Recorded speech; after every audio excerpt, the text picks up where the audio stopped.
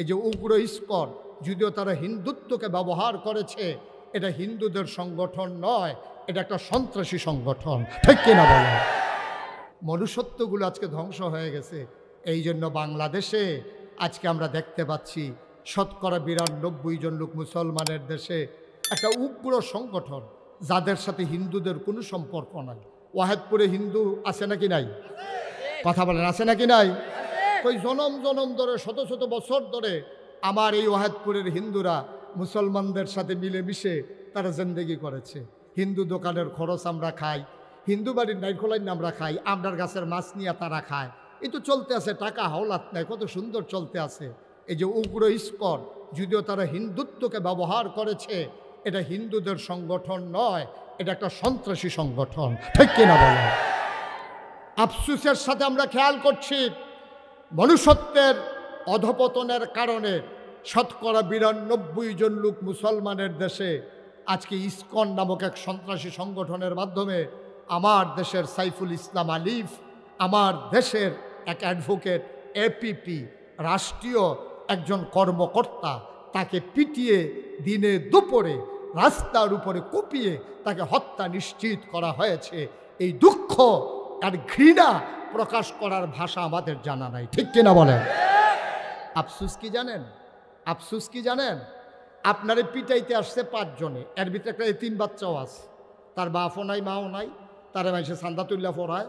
হেতে ৫ জনের ভিতরে আপনারে ফিটুল্লা ৫ জনের ভিতরে ওই হেতেও একজন।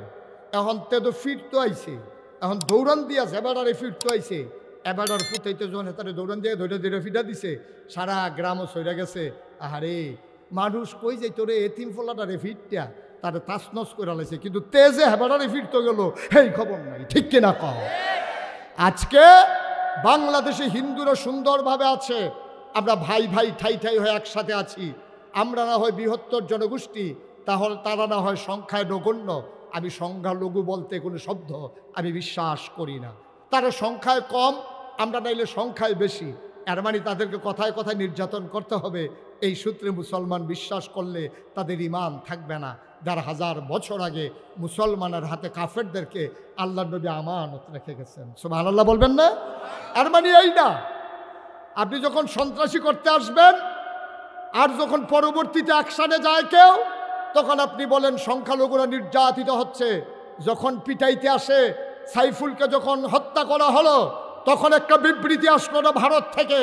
আজকে ভারত থেকে বিবৃতি আসছে সংখ্যালঘু চিন্ময় দাস, তাকে নাকি নির্যাতন করা হচ্ছে, হিন্দু বাড়িগুলো নাকি জ্বালিয়ে দেওয়া হয়েছে, মন্দিরগুলো নাকি ধ্বংস করা হয়েছে।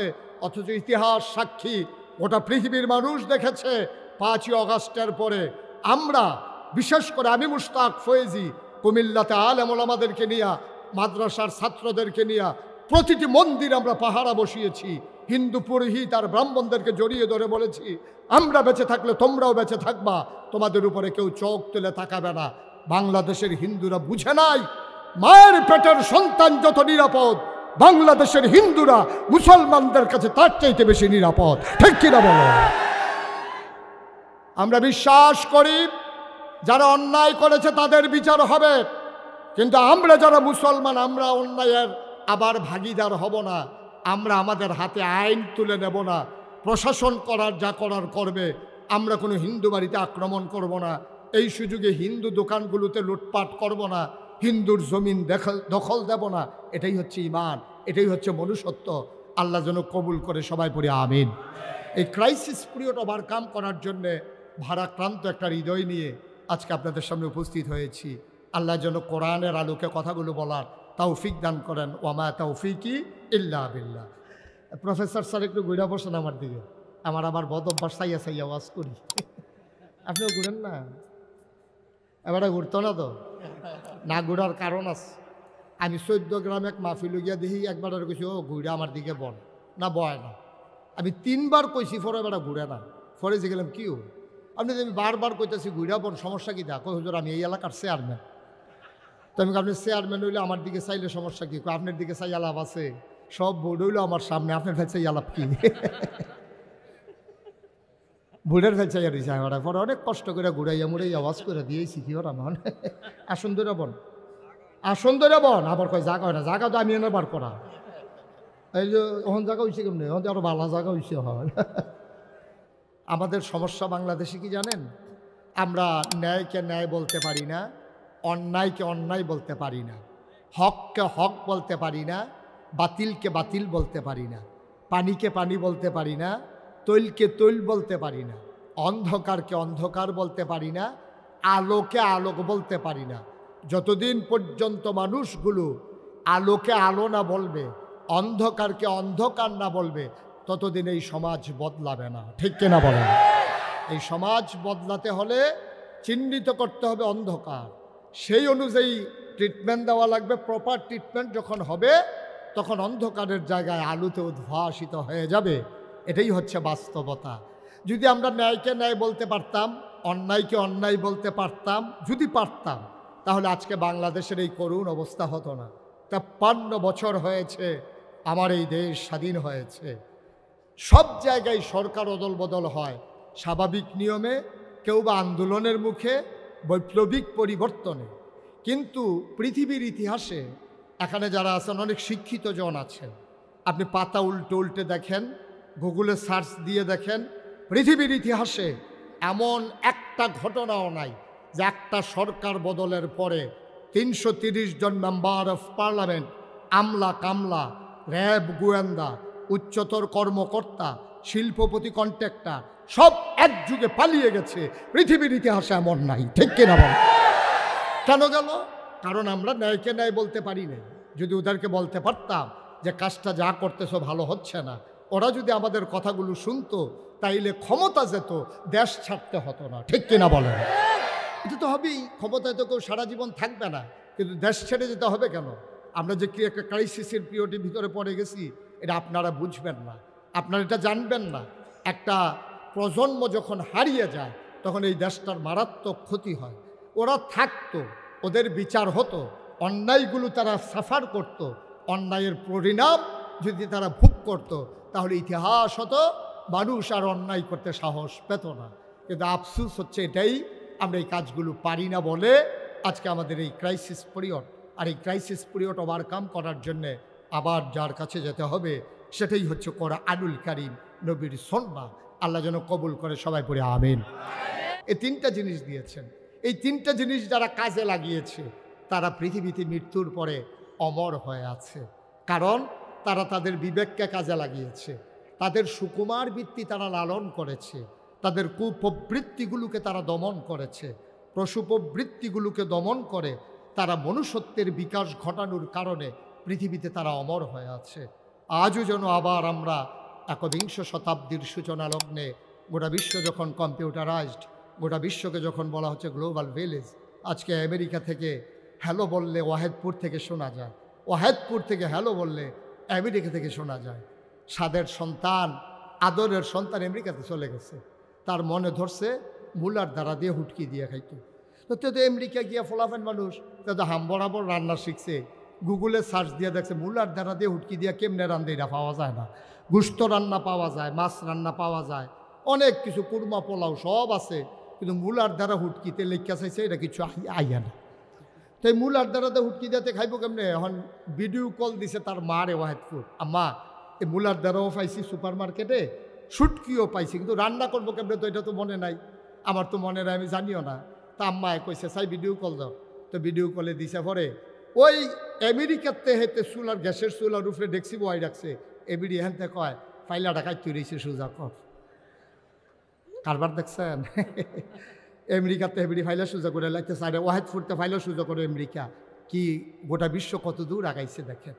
আমরা আর্থিকভাবে স্বাবলম্বী হয়েছি, সনের ঘরগুলোর জায়গাতে টিনের ঘর হয়েছে, টিনের ঘরের জায়গায় বিল্ডিং হয়েছে, কিন্তু নৈতিক মান অধপতনের নিম্ন স্তরে আমরা পৌঁছে গেছি। ভয় পাবেন শুধুমাত্র, কেবলমাত্র, একমাত্র আমার আল্লাহকে, বলেন সুবহানাল্লাহ। আচ্ছা, কেন এই কথা বলল? কেন বলল আল্লাহকে ভয় পাবেন? কেন বলল না আব্বাকে ভয় পাবেন? কেন বলল না হে নবী আপনি আপনার আম্মাকে ভয় পাবেন? কেন বলল না হে নবী আপনি পীর সাহেবকে ভয় পাবেন? কেন বলল না হে নবী আপনি এমপি সাহেবকে ভয় পাবেন? কেন বলল না হে নবী আপনি র্যাব, গোয়েন্দা, পুলিশ, কর্মকর্তা কর্মচারী সবাইকে ভয় পাবেন, কারো কথা বলে নাই, বলছে যে কাকে ভয় পাবেন? অনেকগুলা কারণ। যদি আল্লাহ বলতেন আপনি আব্বাকে ভয় পাবেন, তো নবীর আব্বা তো জন্মের আগে ইন্তেকাল করে ফেলেছেন, আব্বা পাবে কই, ভয় পাবে কেমনে? যদি বলতেন আম্মাকে ভয় পাবেন, তাইলে আম্মা তো 6 বছর বয়সে ইন্তেকাল করেছেন। সুবহানাল্লাহ, সুবহানাল্লাহ। কি আল্লাহ, কি আল্লাহ! আপনি বুঝছেন কিছু আন্তাজ আছে? আল্লাহ মায়ের কথা বলে নাই, বাবার কথা বলে নাই। কেন বলে নাই? যে কোনো সময় আব্বা হারিয়ে যাবে, যে কোনো সময় আম্মা হারিয়ে যাবে। যদি বলতো দাদাকে ভয় পাবেন, 9 বছর বয়সে নবীজি দাদাকেও হারিয়েছেন। যদি বলতো পীর সাহেবকে ভয় পাবেন, তো পীর সাহেব বছরে আসছে একবার, দিনের ভিতরে বছরে 365 দিন, বাকি রয়ে গেছে 364 দিন। তো পীর সাহেবরে যদি ডরাইতো কইতো, তাইলে বছরে একদিন ডরাইলেই হইতো। 364 দিন তার মন যা চায় সে তাই করতে পারতো, ঠিক কিনা? কিন্তু কি কায়দা করে আল্লাহ কইছে, আল্লাহরে ডরাইবে। কেন ডরাইবেন আল্লাহরে? আল্লাহ ঘুমান না, সুবহানাল্লাহ গায় না। আপনি ঘুমিয়ে যান, ওই ঘুমের ভিতরে আপনি কি করেন এইটাও আল্লাহ দেখেন। পানির নিচে আপনি কি করেন সেখানেও আল্লাহ দেখেন। রমজান মাসে প্রচণ্ড গরম, বৈশাখ মাসের রোজা, চাপ দিছে টিউবওয়েলের ভিতরে, একটা ছেলে দাঁড়ায়া দাঁড়ায়া চাপতেছে, আপনি অজু করতেছেন, 3 বার কুলি করা লাগে অজুর ভিতরে, আপনি 2 বারের পানি ফেলেছেন, মাঝের কুলির পানিটা ঢুক গিলে ফেলেছেন। যে চাপ দিতেছে সেও জানে না, জানে একজন, তিনি কে। আপনি পানির ভিতরে কি করতেছেন এটাও দেখে। আপনি মনের অজান্তে কেমন করে কাই করছেন কেউ জানে না, একজন জানে। এই জন্য আল্লাহ পীর সাহেবের কথা বলে নাই। পীর সাহেব যখন আছে তখন নাই। আপনি বিড়ি টানতে আসেন, তা আল্লাহ কইছে তুমি পীর সাহেবরে ডরাইবা, তা আপনি হুজুরে দেখে সেটা বিড়ি আসিল সামনের দিকে, এটার ইউট্রান দিয়ে লই আইছেন ভিতরের দিকে। বিড়ি আসিল আঙ্গুলের সামনের দিকে, এখন এটা ঘুরাইয়া বিড়ি লই আইছেন ভিতরের দিকে। এর ভিতরে দিয়ে পীর সাহেবে মরসা দিয়ে সামনে পড়ে গেছে, আপনি ডরাইছেন, জিজ্ঞেসে শরীরটা কেমন, তো ভিতরে না দমা রইছে। এটা তো হালাইতে নো পারতেছেন না, কইতে নো পারতেছেন না, তো করতেছেন আর কি। আটকায় পীর সাহেবে যখন কয়েকবার জিজ্ঞেস আপনি আব্বা কেমন আছে, আম্মা কেমন আছে, দোমার পথ কোন সাফা দিয়া এখন যায় বাড়ি গেছে কেন বুঝছো রইয়া। যদি মানুষটা আল্লাহরে ভয় পাইতো, আল্লাহ তো 24 ঘন্টা তোমারে দেখেন, পানির নিচেও দেখেন, রাতের আধারেও দেখেন, দরজা বন্ধ করলেও দেখেন। এই জন্য গোটা পৃথিবীর মানুষগুলো আজকে America, Britain, Sweden, Switzerland, Spain, France, বিভিন্ন জায়গার মানুষগুলো বড় বড় বিশ্ববিদ্যালয়ে গবেষণা করছে।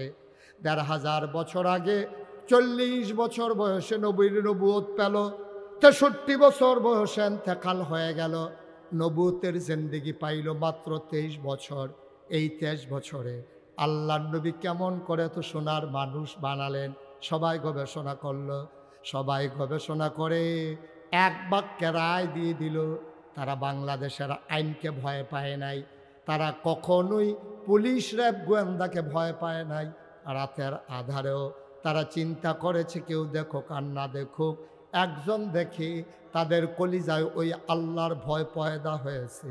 এই জন্য যেই মানুষগুলা 23 বছর আগে রাস্তার মোড়ে লাঠি নিয়ে দাঁড়াই থাকতো ডাকাতি করার জন্য, 23 বছর পরে আজও লাঠি নিয়ে দাঁড়াই থাকে। কেউ ডাকাতি করে কিনা পাহারা দেওয়ার জন্য। 23 বছর আগে দাঁড়াই থাকতো ডাকাতি করার জন্য, আর 23 বছর পরে দাঁড়াই থাকে কেউ ডাকাতি করে কিনা পাহারা দেওয়ার জন্য। দেখছেন অদল বদলটা কি 1%, 40% না 50%? এটা 100%-এর চাইতে বেশি মানুষটা অদল বদল হয়ে গেছে। যেই মানুষগুলো ছিল বর্বর, বেদইন, যাযাবর, মূর্খ, অসভ্য, জাহেল, অসামাজিক, অনৈতিক, এই মানুষগুলো হয়ে গেল নৈতিকতায় পূর্ণ, সামাজিকতায় পরিপূর্ণ, ভদ্র, সুশীল, আধুনিক, আল্লাহওয়ালা, পরহেজগার একদল মানুষে পরিণত হলো। নবীজি করে দিলেন মাত্র 23 বছরের ব্যবধানে অন্তরে যে জিনিসটি জাগিয়ে দিয়েছেন তার নাম হলো আল্লাহর ভয়। সুবহানাল্লাহ বলবেন না?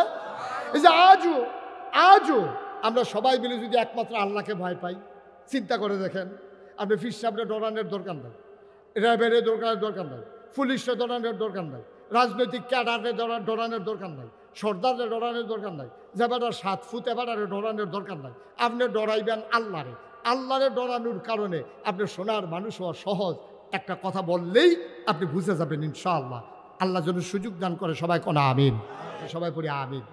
একবার চুরি করে 40 বছর, কয় বছর? ওই যে আল্লাহর ভয় মানুষকে কিভাবে বদলে দেয় এটা বুঝনের লেগে কইতে আসি। কয় বছর না? কয় বছর না? এবারে কয় না, এবারে আমার আঞ্জা ধরনের বেলায় কয়বার তো 3বারের বেলা আপনি দুম ধরে থাকবেন গিয়ে কয় 2বার কইছি, এবার শেষ উসল হয়ে গেছে। যতবার জিগাই এতবার কইবেন কার ভয়? তো চুরি করছে হয়তো কয় বছর করছে না, করতে আছে কন্টিনিউ। কয় বছর? তে ফইলা লাভ দিয়া খাল ফাড়ি জায়গাতে পারছে, তারা কেউ ধরতে পারছে না। তো সরিষার তেল এমন করে বাইকাইছে ফিসলা বুচুরিয়ে বাড়ি জায়গাতে ধরতে লইল। তে আন্দাইরের ভিতরে ওতে সোহে দেহে এইরকম সাংঘাতিক সুর, তে টাই ঠাপ প্যান এরকম সুর কারে কয়তে বিশ্ববিখ্যাত সুর হয়ে গেছে গা। এখন তে 40 বছর বয়স যখন হয়েছে, তার বয়সের টেম্পার আছে না কমছে? এখন টেম্পার কমে যে কারণের কারণে ওয়াহেদপুর বাজারও তে এই চুরির ধরা পড়ে গেছে গা। তে মনে মনে করে বেড়া জীবনে 40টা বছর চুরি করলাম, তোরা কেউ আঞ্জা দিয়ে ধরে রাখতে পারছো? তা খাল বেড়াইয়া ফাড়ি গেছি গা, ফাল দিয়া আর যে আমি ধরা পড়ে গেছি গা, বুঝছি আমার দিয়ে আর চুরি হইতো না, আমার টেম্পার শেষ, এটার একটা মেয়াদ আছে, মেয়াদ বোধহয় শেষ হয়ে গেছে। তো হাতে তার ফুতেরে ডাক দিয়ে গেছে, ফুতরে আমি যদি মরে যাই তো চুরিটার বাংলাদেশত হায় না, এই চুরিটার আহার দরকার আছে, তোরে ইনশাল্লাহ ট্রেনিং দেব নিয়ত করছি। তা তারে দেখো আব্বা আমি কি আজ শুরু করে লাইব? কাও না, আজ শুরু করালাম। আচ্ছা লগে লগে যাইবে, আজ এখনো খেলা করে রেই খেলুই থাকবা। তার লাগিও হাফ প্যান্ট বানাই আনছে কালা টাইট, শৈলের লগে লাগিয়ে রয়েছে সরিষার তেল, তার মায় তার বাহি মিল্লা তার শৈল মাখছে। বাইকা টাইকে তেমনি বাজারের চুরি করতে যাইব, ওই রসুলপুরের রাস্তার মুহের মধ্যে তারে খাড়া করাই দিয়েছে বাফে। বাফে কইছে আমি তো অভিজ্ঞ, আমি চুরি করতাম যাইতেছি, তুই এখনো থাক। হেতে খেলি রয়েছে, আব্বা আমি কিতা কর? কই যদি দেখো কেউ আইয়ে, তুই কোনো ফাইল এনে দৌড়াদৌড়ির দরকার নাই, খালি এমনি উফরে ছাইয়া কইবি আইয়ে রে। কিতা কইবি? না কথা কনা, কিতা কইবি? এইটা তোর যে প্রথম দায়িত্ব। তে তো রসুলপুর এই মশারত খেলি রয়েছে, হেতে চুরি করতে যাইতে আছে। এবার তে চারো ফাইল চায়, রাইতে 2:30 বাজে, কে আড়াই রসুলপুর সব করম সারা বাড়ি বুঝিত যদি কেউ এটা কথা কেন না, কেউ এটা কেউ দেখে না, তেও কেউ রে দেখে না। কতক্ষণ পরে তে আকাশের ফাইল চাইয়া জোর একটা সিলেন দিছে, আইয়া রে। এখন এবার সাইডো ফাইল চায়, কোনো অফিসারে নিয়ে খেলায়। আমি রাইতে মাহফিল শেষ করে 2:30টার সময় নাগাইশের দিকে যাইতে আসি, দেখি যে রাস্তার মধ্যে চিল্লা ফাল্লার আওয়াজ শোনা যায়। আমি কাছে গিয়ে দেখি ব্রিজের ডালাই দেয়। রাইতের বাজে কয়টা? আরে কথা কয় না লোকটা, আমি কই আইলাম এখন কি তা কথা কন না রে? রাইতের কয়টা বাজে রে? 2:30টার সময় ব্রিজের ডালাই দেয় রাসুল ভাই, রাইতের 2:30। আমি উফলেতে গেলাম, কে রে? কই আমরা না, তোরা কি তা করছ না? কই ব্রিজের ডালাই দেই। আমি কই ব্রিজের ডালাই দিস না, তার 2:30টায় দিনও কি তা করস? কই মাইসে দেখ খেলা, মানছে কিতা দেখ খেলায়, তেজের রোডের বদলি বাস দিছে, ঠিক কিনা ক? তেজে 5 সুতি রোডের জায়গায় 3 সুতি দিছে, মানুষ দেখ খেলায়। সিমেন্ট ডাউনের কথায় 5টায় 1টায়, তেজি দিতে 10টায় 1টায়, মাইনসে দেখ খেলায়। এই জন্য রাইতের 2:30টায় তে ডালাই দেয়। তে যদি চিন্তা করতো রাইতের 2:30টায়ও আল্লাহ দেখে, তাইলে তে এই কাজ করতে পারতো না, ঠিক কিনা? সহজ হিসাব, সহজ হিসাব। আল্লাহ আল্লাহ আর জন্য আপনার হাফেজ সাহেব অন লাগতো না, আপনার নাগাই শরীফ সাহেব অন লাগতো না, আপনার ওয়াহেদপুর মাদ্রাসার প্রিন্সিপাল অন লাগতো না, আপনার মাদ্রাসাত ভর্তি অন লাগতো না। বুড়া বেড়ায় হনার ভর্তি হয়ে গীতা করবে। আপনার তো হন্ডা জিব্বার ভিতরে ফেসলাই গেছে গিয়া, আপনি 1 আলিফ আর টান্নার জায়গায় আপনি আধা আলিফ গেছে পরে শ্বাস বন্ধ হয়ে যাবে, মরণের কথা। তারপরে 3 আলিফ টান দিব কেমনে? আমি আপনি 3 আলিফ টানানো লাগতো না, এত মেহনতকরণ লাগতো না, এত কষ্টের দরকার নাই। কলজাটার ভিতরে শুধু আল্লাহর ভয়টা জাগাই দেয়, তাইলে আপনি কোনোদিনও এই কাম করতেন।